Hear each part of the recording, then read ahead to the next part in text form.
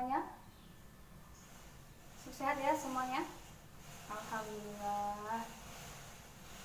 Sebelum kita memulai pelajaran, ada baiknya kita berdoa terlebih dahulu agar ilmu yang kita dapat hari ini mendapat berkah dan ridho Allah Subhanahu wa taala. Silakan ketua kelas dipimpin.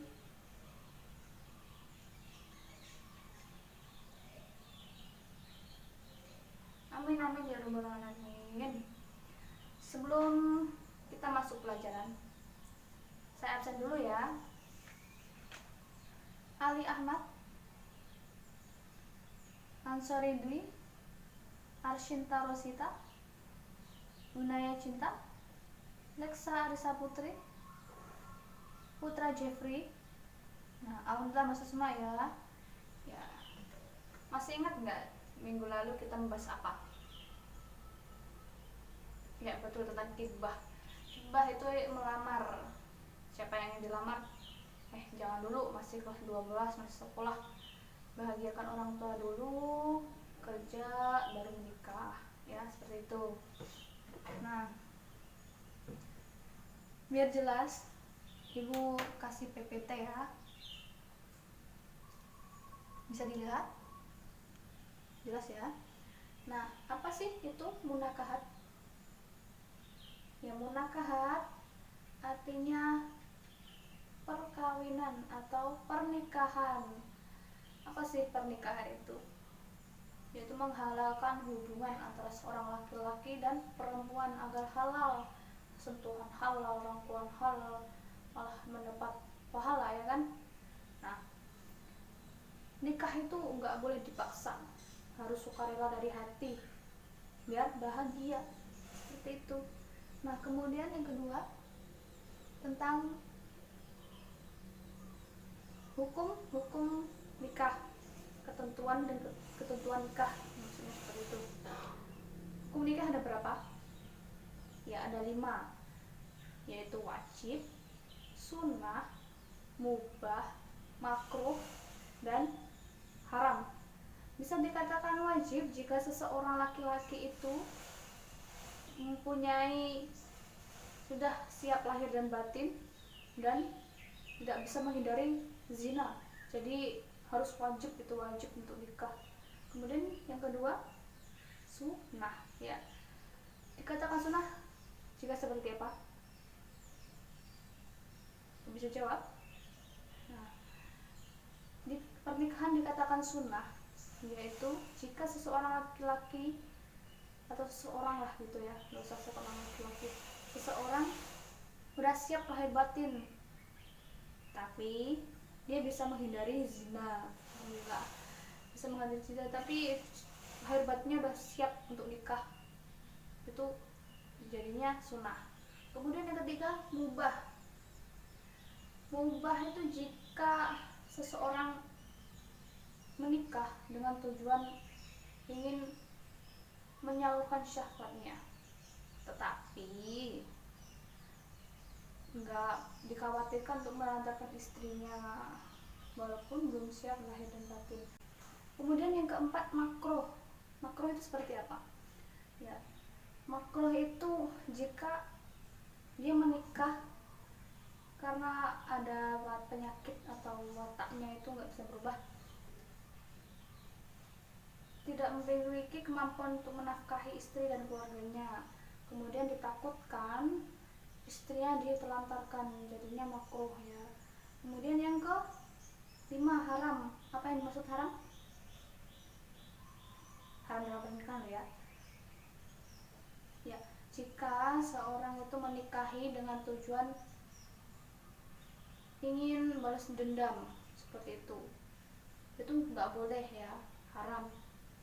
Nggak boleh, tujuan jelek-jelek itu jadinya haram, nggak boleh ya. Terus selanjutnya, nah tujuan untuk menikah itu apa? Ada 4 ya, di PPT silahkan dibaca. Nah ya betul, untuk memperoleh rasa cinta dan kasih sayang, jadi dicintai dan disayangi oleh seseorang pada kita, ya kan? Terus untuk memperoleh keturunan yang sah dalam masyarakat, jadi bukan anak haram lagi, jadi bukan anak dari perzinaan, kasihan anaknya ya kan.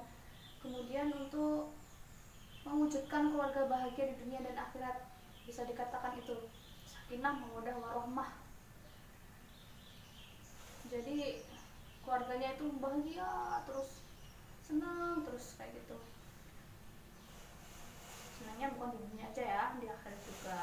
Terus yang keempat, untuk memenuhi kebutuhan seksual secara sah dan diridhoi Allah. Jadi biar nggak ada zina lagi, nggak boleh ada zina. Berzina itu dosa ya, dosa besar, jadi jangan sampai zina. Kemudian syarat-syarat menikah, pastinya ada suami, ada istri, calon suami dan calon istri. Adanya wali nikah, kalau nggak ada wali nggak sah, nggak boleh. Kemudian ada dua saksi, kemudian ada ijab dan kabul. Apa ijab kabul? Ya, ijab itu perkataan dari seorang wali, baik dari wali dari KUA itu maupun wali dari sang perempuan, baik ayahnya, kakaknya, kakak laki-laki ya. Terus yang kabul itu penerimaan, tanda penerimaan seorang suami menerima seorang istri tersebut, yaitu saya terima nikah dan kawinnya, nah seperti itu. Paham ya? Ya, lanjut. Kemudian ada prinsip-prinsip dalam pernikahan.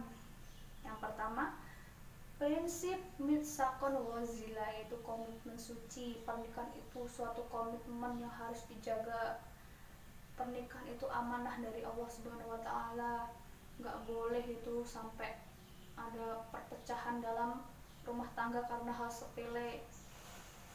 Ya, seperti itu. Kemudian kedua, prinsip mawaddah warahmah yang sebutkan saya tadi, itu cinta dan kasih sayang tak bertepi ya bahasanya. Mawaddah dan warahmah terbentuk dari suasana hati yang penuh keikhlasan dan sukarela, berkorban demi kebahagiaan bersama, dan juga merupakan anugerah dari Allah Subhanahu wa taala. Terus untuk mendapatkan kehidupan yang sakinah, yaitu kedamaian. Baik, selanjutnya yang ketiga itu prinsip perilaku santun dan beradab.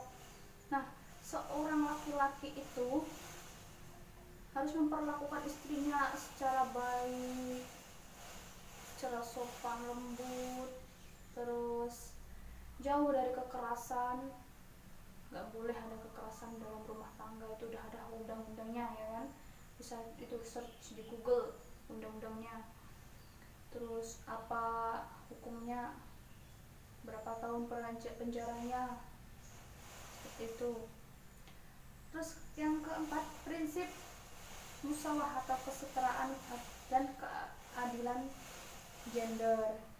Jadi seorang itu harus seimbang antara suami dan istri, jadi bisa saling menghormati, seperti itu. Misalnya contohnya, jika seorang istri itu jadi manajer, terus suaminya jadi karyawan biasa, kan itu jonjing kata bahasa Jawanya, jonjing. Terus sang istri jadinya nggak menghormati suaminya, padahal seorang istri itu wajib menghormati suaminya.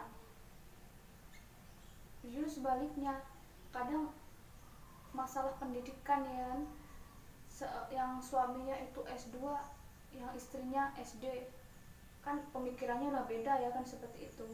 Jadinya yang sang suami jadi nggak menghormati istrinya, merendahkan istrinya. Jadinya harus seimbang pemikirannya dan sebagainya. Terus yang terakhir, prinsip musyawarah, komunikasi yang hangat dan intim. Antara kedua, seorang suami dan istri itu wajib untuk berkomunikasi secara baik-baik. Jadi kalau yang istri menduma, yang suaminya nggak dikasih tahu, kan nggak tahu kan apa yang dimaksud dari istri tersebut. Apalagi seorang laki-laki itu kurang peka. Nah, laki-laki itu kurang peka ya kan ya. Jadi sang istri itu harus ngomongin baik-baik apa yang sedang dimasalahkan, apa apa yang di batinnya itu diobrolin berdua, jadinya kan bisa rukun-rukun aja ya kan, nggak ada kontra dalam pernikahannya. Nah, udah selesai ya PPT-nya. Nah, setelah ini ibu kasih tayangan video supaya nggak ngantuk, video tentang pernikahan. Silahkan dilihat. Pernikahan adalah sunnatullah yang berlaku umum bagi semua makhluk Allah. Bahkan dalam Al-Quran Allah menegaskan, sesungguhnya Allah menciptakan sesuatu berpasang-pasangan agar kita semua senantiasa mengingat kebesaran Allah. Islam sangat menganjurkan pernikahan, karena dengan pernikahan manusia akan berkembang sehingga kehidupan umat manusia dapat dilestarikan.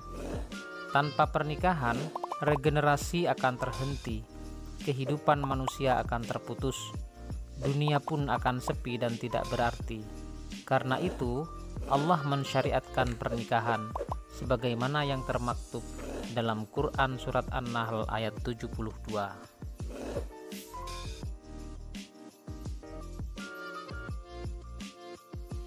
Ayat tersebut menguatkan rangsangan bagi orang yang merasa belum sanggup agar tidak khawatir karena belum cukup biaya. Karena dengan pernikahan yang benar dan ikhlas, Allah akan melapangkan rizki yang baik dan halal untuk hidup berumah tangga. Bahkan Rasulullah juga banyak menganjurkan kepada para remaja yang sudah mampu untuk segera menikah agar kondisi jiwanya lebih sehat. Seseorang yang akan menikah harus memiliki tujuan positif dan mulia. Beberapa tujuan pernikahan antara lain sebagai berikut. Pertama, untuk memenuhi tuntutan naluri manusia yang asasi. Yang kedua, pernikahan bertujuan untuk mendapatkan ketenangan hidup.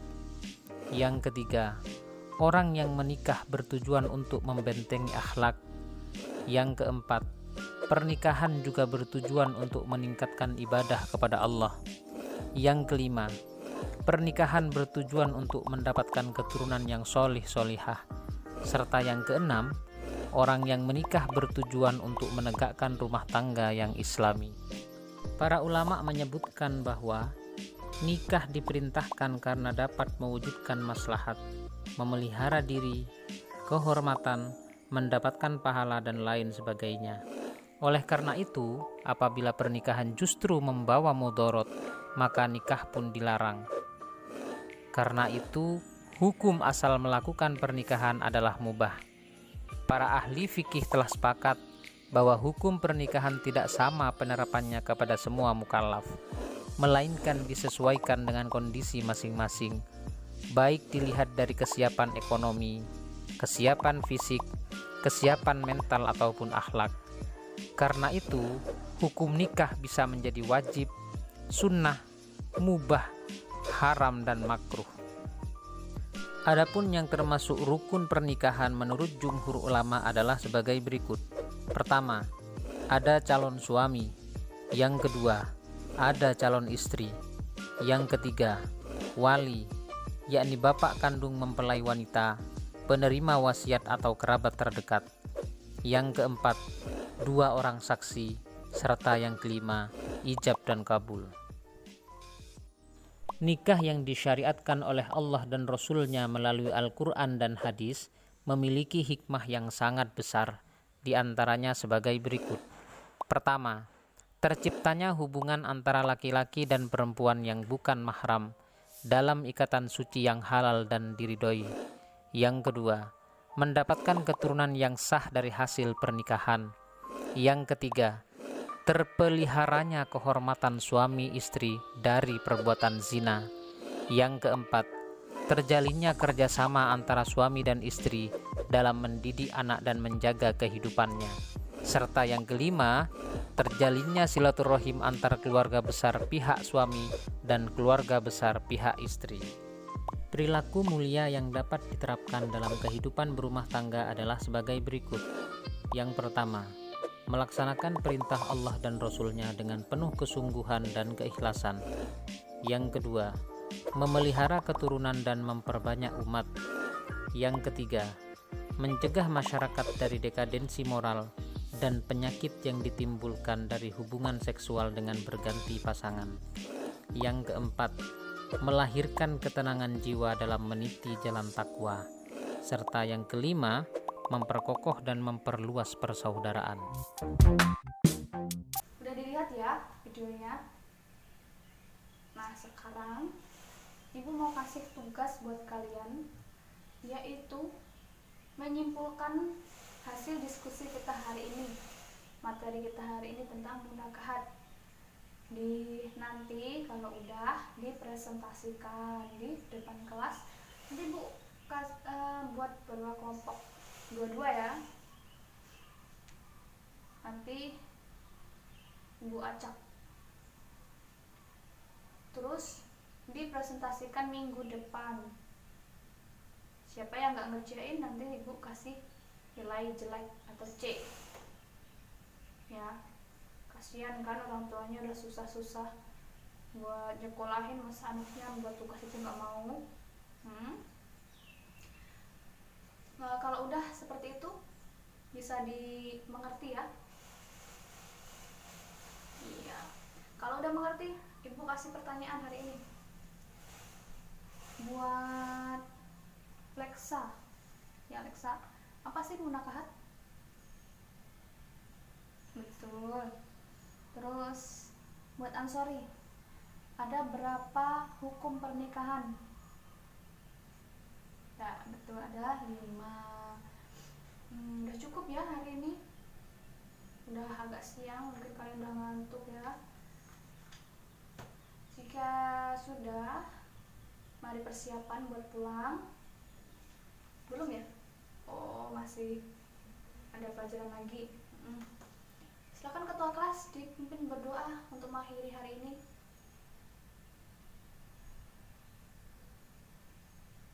Amin.